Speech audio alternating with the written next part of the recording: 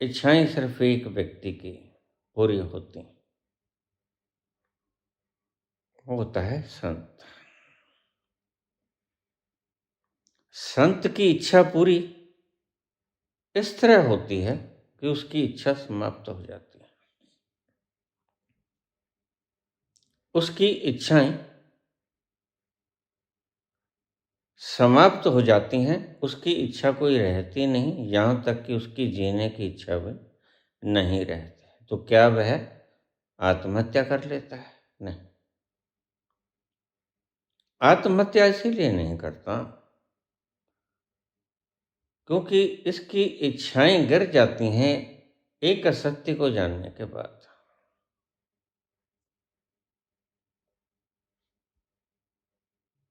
वह सत्य यह है जो इन राजनीतिज्ञों को तथा कथित धार्मिक प्रवचनकर्ताओं को, गुरुओं को, गुरुडमों को, मैं तुम्हें आज एक हैरानी की बात बता दूं। ये जो किसी भी धर्म का प्रचार कर रहे हैं, धर्म चाहे कोई भी हो, हिंदू हो, मुसलमान हो, सिख हो, ईसाई हो, पारसी हो, यहूदी हो, इनमें से किसी को भी विश्वास नहीं है कि परमात्मा है। बस यही मूल दुख का कारण है।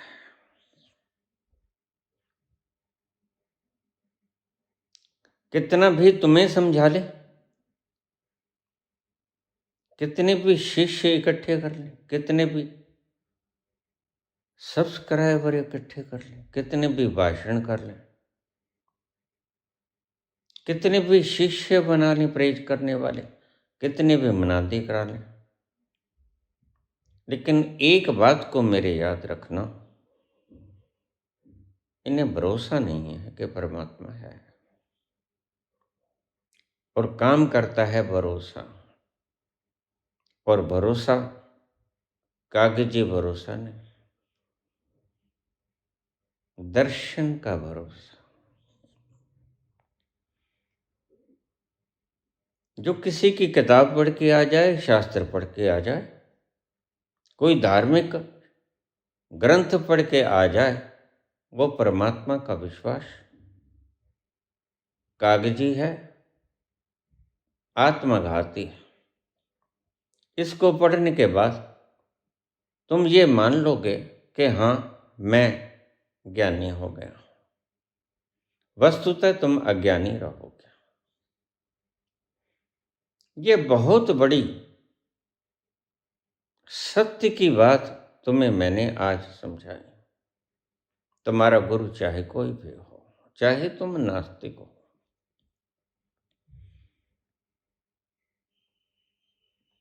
और तुम कहते हो कि हम तो पहले से ही कह रहे हैं कि परमात्मा है नहीं, विश्वास किस पे करें? लेकिन तुम्हें ये भी विश्वास नहीं कि परमात्मा नहीं। मैं क्यों कहता हूं कि जो पागल हो जाता है वो राजनीति में चला जाता है? आज मेरा विचार बदल गया।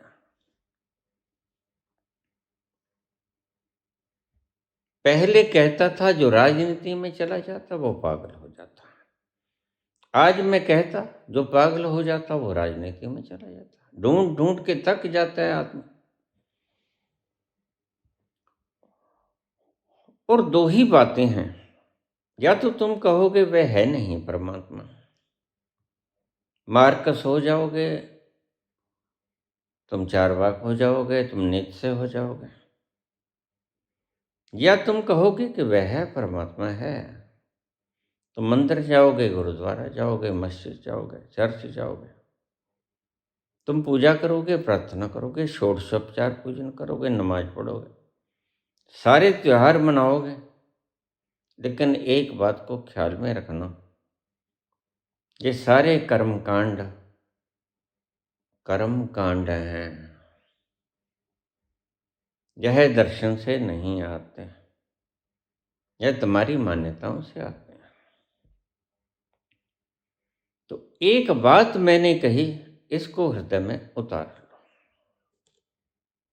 तुम चाहे आस्तिक हो, तुम चाहे नास्तिक हो, लेकिन तुम दोनों मूर्ख हो। जो मंदिर जाता है, गुरुद्वारा जाता, मस्जिद जाता, गिरजाघर जाता,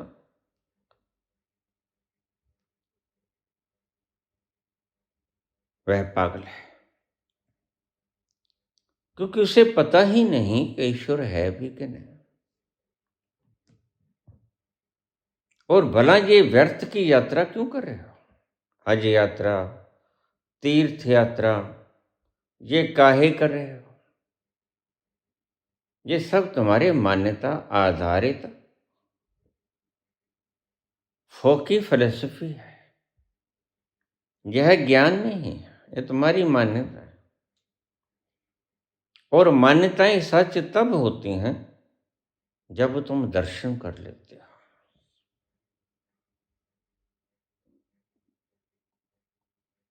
इसलिए मैं तुमसे एक बात आज कहता हूं, तुम चाहे किसी मजहब से हो या किसी मजहब से नहीं हो,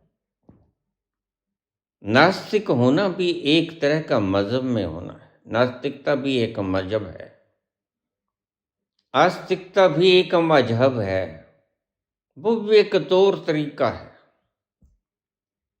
लेकिन दर्शन कोई मजहब नहीं होता। दर्शन तो आंखों देखी वह सत्य होती हैं जो उसने देख ली। जैसे हम आज आसमान में तारे देखते हैं, सुबह सूरज उगता है, हम देखते हैं, शाम सूरज ढल जाता है, चांद उग जाता, ढल जाता, हम देखते हैं। यह मान्यता नहीं।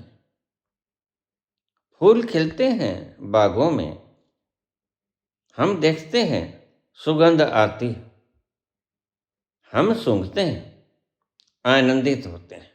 यह मान्यता नहीं, यह सत्य का दर्शन है। और तुम्हारी मान्यताओं में तुम चाहे आस्तिक हो, तुम चाहे नास्तिक हो, लेकिन तुम दोनों ही मूर्ख हो। पता किसी को भी नहीं। तुम सिर्फ कर्म कांड निभाए जाते हो। बस एक ज्ञानी ही ऐसा ऑथेंटिक पर्सन है जो सभी रूढ़ियों को, सभी मान्यताओं को तोड़कर जो बोलता है वह सत्य बोलता है।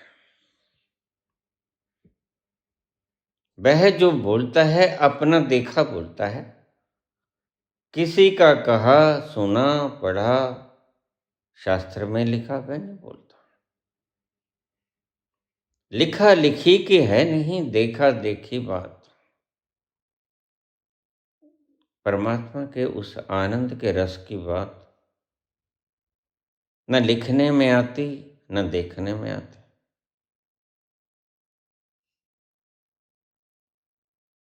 यह तो साक्षात दिव्य चक्षु से दिखता है। तुम्हारी इन खुली आंखों से परमात्मा नहीं दिख पाएगा। अगर दिखता तो अब तक दिख ही जाता। वह दिखेगा किसी और आंख से, और वो आंख तुम्हारे पास है नहीं। जब वो आंख खुलेगी तो तुम्हें सत्य नजर आएगा। माना इनती गुनती चिंती के लोग हैं यहाँ संसार में, और तुम पागलों की भीड़ में इन्हें पागल कहते हो, और तुम्हारे कहने का इन लोगों पे कोई असर नहीं। तुम महावीर के पत्थर मारते हो, तुम बुद्ध के ऊपर थूक जाते हो, गालियां निकालते हो, मोहम्मद के हाथ पांव काट लेते हो, ईसा को तुम सूली चढ़ा देते हो, मीरा को तुम जहर का प्याला पिला देते हो, सुकरात को तुम जहर का प्याला पिला देते हो। कारण क्या है? सिर्फ एक कारण है, तुम तुम्हारी मान्यता को सही मानते हो और सुकरात अपने दर्शन को, सुकरात तुम्हारी मान्यताओं को पांव के ठेंगे पर रखता है, क्योंकि उसने जान लिया, उसने अपने नगन नयनों से निहार लिया, उसका स्वरूप सब देख लिया। जिसके जानने से सब जान लिया जाता है, उस सर्वज्ञ को उसने जान लिया। इसलिए तुम लाख झिकाई मारो, मैं तुम्हारा बुरा नहीं मानूंगा। तुम गालियां निकालो, तुम कीचड़ फेंको, तुम उन्हें कोई नुकसान पहुंचा दो, तुम उन्हें जलील करो, उन्हें सब स्वीकार है। बस उनका तो एक ही तरीका है,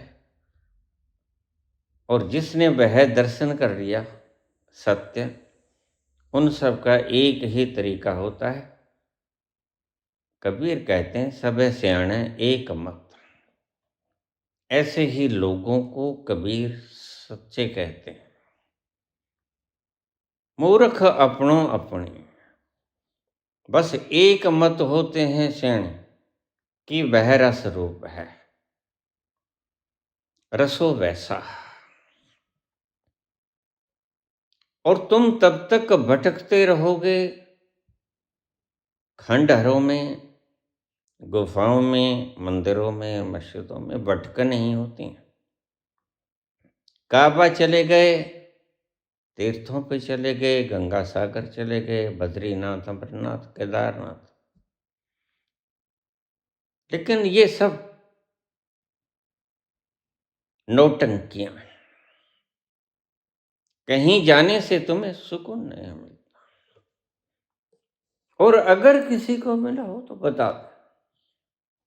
मैं सदा ही कहता हूं, नहीं मिलता क्षण भर का आनंद तो तुम अपनी खटिया पे भी ले लेते हो, लेकिन वह अखंड नहीं होता। आनंद तो वह जिसकी तार कभी टूटे ना। जिंदगी की न टूटे लड़ी, जिंदगी की न टूटे लड़ी, प्यार कर ले घड़ी दो घड़ी, लंबी लंबी उमरिया को छोड़ो, लंबी लंबी उमरिया को छोड़ो, प्यार की एक घड़ी है बड़ी, प्यार कर ले घड़ी दो घड़ी। और जिसने घड़ी दो घड़ी तो बहुत ज्यादा कह दिया। यह सिर्फ शायरी के अल्फाज हैं। सत्य तो यह है कि जिसने एक बूंद भी उस रस की पी ली, उसकी जिंदगी का आनंद अखंड हो जाता है। तुम लाख तोड़ो, वह टूटता नहीं। असंभव है संत के आनंद को तोड़ देना। काट दो, भून दो, सूली लटका दो, जहर फैला दो, तुम जो कर सकते हो कर दो, लेकिन उसके आनंद की लड़ी तुम तोड़ ना पाओगे। बस यही उसका कमाल है और यही सत्य का कथन बेमिसाल है। जिसने सत्य को जाना, जिसने रस को पिया, वह अमर हो गया और उसका आनंद भी अमर हो गया। व्यर्थ की भटकनों को छोड़ो, इनमें तुम बहुत उलझ लिए, बहुत जन्मों जन्मों से तुम इन्हीं कामों में उलझे फिरते हो। कभी राजा हो लिए, कभी कंगाल हो लिए, कभी सारी दुनिया का धन जोड़ लिया, कभी बेहाल हो लिए, लेकिन कभी आनंदित नहीं हुए। और यह बड़े कमाल की बात है कि वह रस पी के तुम ठहर जाते हो। और यह और भी कमाल की बात है कि जब तुम ठहर जाते हो, परिपूर्णता से ठहर जाते हो, तब उस रस को पी लेते हो। ये बातें बड़ी यकसा नजर आएंगी और बड़ी विपरीत भी नजर आएंगी। तुम जब ठहर जाते हो तो उस आनंद का पान करते हो, और तुम जब उस आनंद का पान करते हो तो ठहर जाते हो। ये बात बड़ी अजीब सी लगेगी। अगर तुमने सत्य का दर्शन करना है, जिसके दर्शन करने के बाद सभी दौड़ धूप मिट जाएगी, छीना छपटी मिट जाएगी, जोड़ तोड़ मिट जाएगा, तुम हार जाओगे, तुम थक जाओगे इस जिंदगी की आपाधापी से। तो मैं तुम्हें एक ही अल्फाज कहना चाहता हूं आज, कुछ न करो। परमात्मा को पाने के लिए कुछ न करो। उस रस आनंद को पाने के लिए, उस रसानंद को पाने के लिए कुछ न करो, ठहर जाओ, मात्र ठहर जाओ, सिर्फ ठहर जाओ। और ठहरने से तुम उस सत्य को पालोगे। जैसी चलती हुई गाड़ी में तुम भ्रमित हो जाते हो कि पेड़ पौधे दौड़ रहे हैं, चांद तारे आसमान दौड़ रहा है, यह सारा संसार तुम्हें घूमता हुआ दौड़ता हुआ दिखाई पड़ता है, लेकिन वो एक भ्रम होता है। वह भ्रम टूटता कब है? जब गाड़ी ठहर जाती है। तो तुम पाते हो कि यह स्टेशन तो ठहरा हुआ है। यहां लोग जो ठहरे, कल तक नजर आते थे मुझे भागते हुए, ये तो सब ठहरा हुआ है।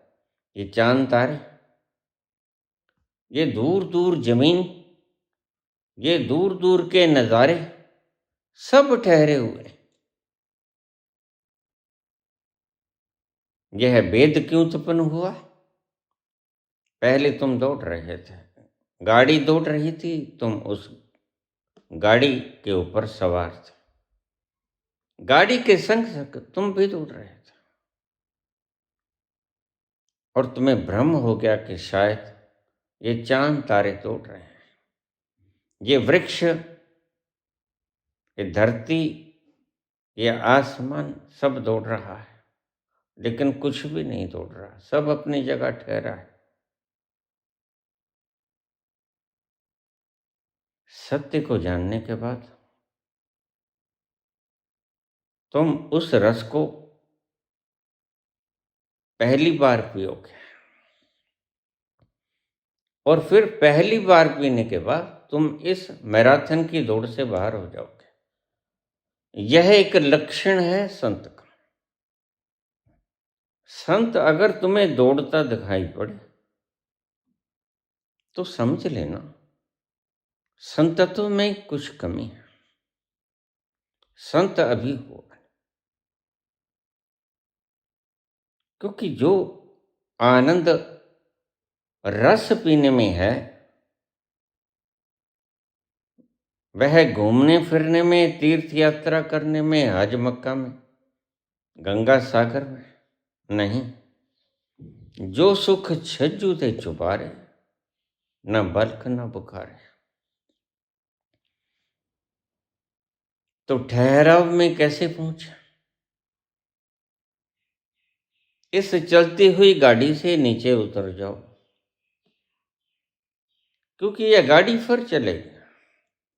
हर स्टेशन पे ये ठहरती है। ये तुम्हारा मन है।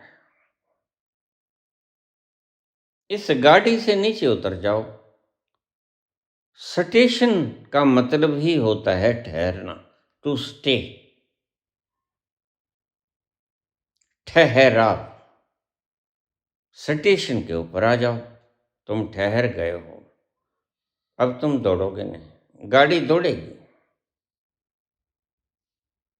मन दौड़ेगा,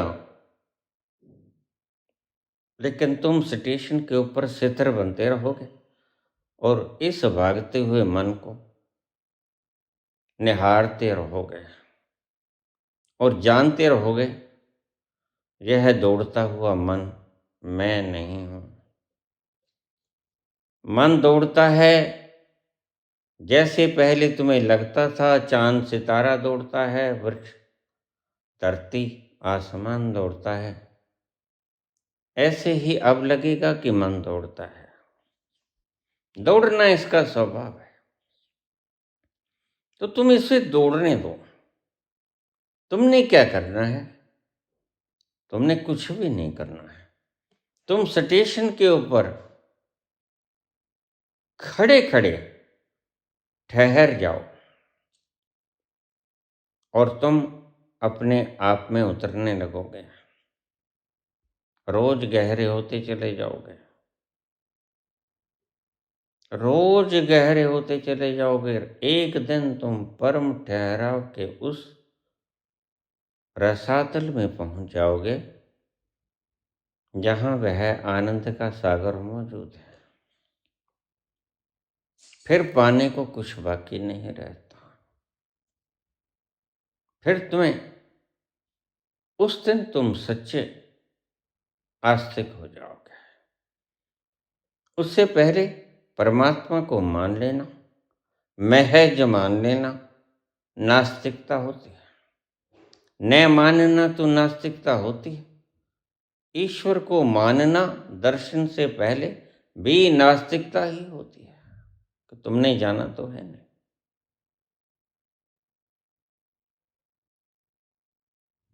आंखें खोलो, सत्य को जानो। ठहरने से तुम्हें यह ज्ञान मिलेगा। दौड़ने से कभी ज्ञान हुआ नहीं करते। ठहरना है सूत्र।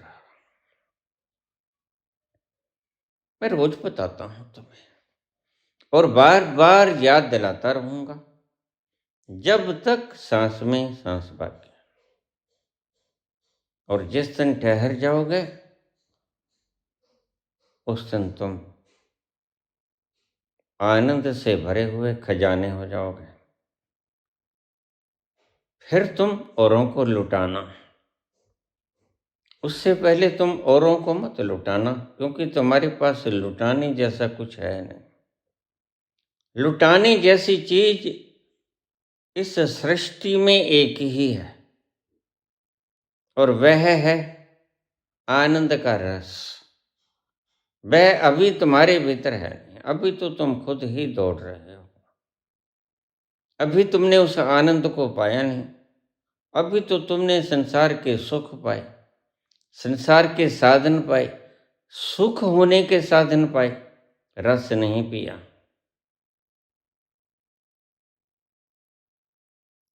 और सच्चे आस्तिक तुम उस दिन होगे जिस दिन उस रस को पियोगे।